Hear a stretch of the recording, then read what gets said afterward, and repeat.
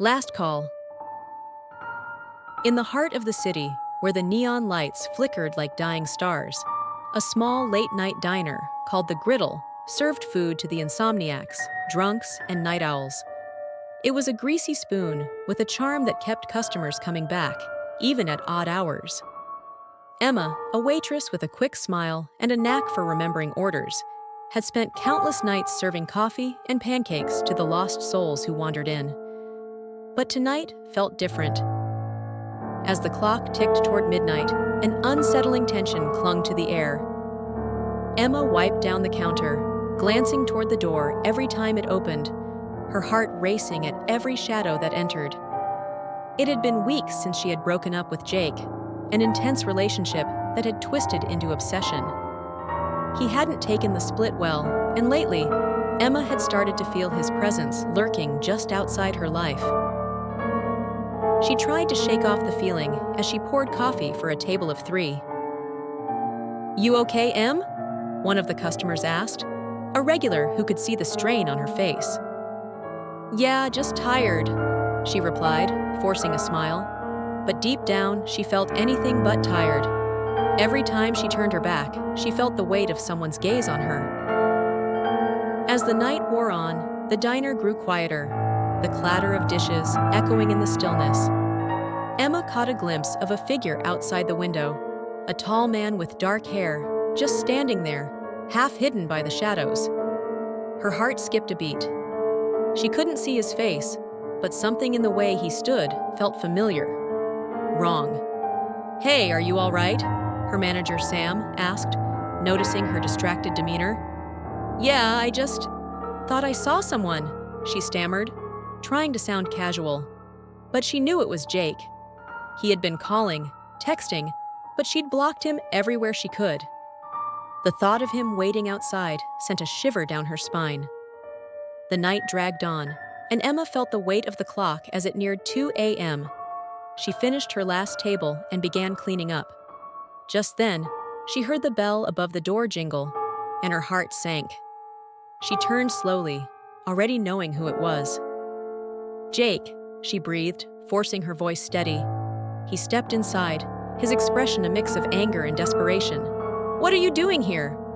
"Emma, we need to talk," he said, his voice low, almost pleading. "You can't just walk away from us." "I can, and I did," she replied, trying to keep the fear from creeping into her voice. She could feel her pulse quickening as he took a step closer, the atmosphere thickening like a storm cloud. "Come on, don't be like that. You know we're meant to be together." He reached out, but she recoiled, backing away until she hit the counter. "Please leave," she said, her voice trembling slightly. She glanced toward the kitchen, wondering if Sam could hear them. Jake's expression darkened. "You think you can just forget me? I've always been there for you, Em."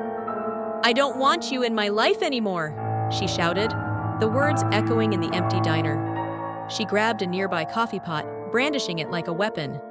"Stay back!" He laughed, a harsh, bitter sound. "You think that's going to scare me?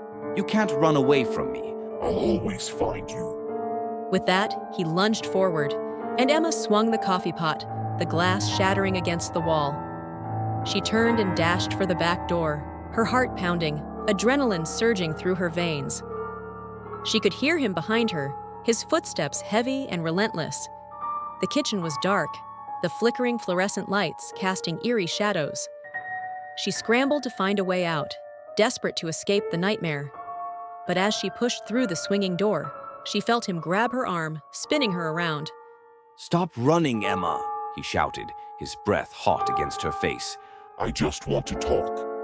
But the fear in her chest exploded into a primal instinct. She kicked at him, scrambling to break free. In the struggle, she managed to slip from his grip and dart toward the front of the diner, heart racing, thoughts whirling. But as she reached the front, she found the door locked tight. Panic set in. She turned, ready to face him, but he was already there, blocking her escape. "Why are you doing this?" she cried, desperation flooding her voice. "I don't love you anymore."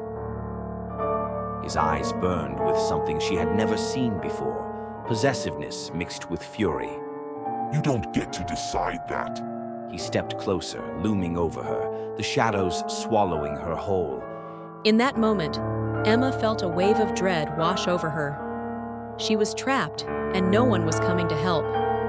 With one last surge of adrenaline, she lunged for the kitchen, hoping to find something to defend herself. But as she fumbled through the drawers, searching for anything, she felt his hands on her again, pulling her back. The world faded into chaos, and in a desperate fight, she swung wildly, but it wasn't enough. The diner that had once felt like a safe haven became a cage, and she realized, too late, that the nightmare had only just begun. In the early morning hours, as the sun began to rise and the city stirred awake, the diner sat empty. The neon lights flickered one last time before going dark, leaving only the echoes of what had happened within its walls, a haunting reminder of a love twisted into something far more sinister. Emma's cries faded into silence, swallowed by the very shadows she had feared.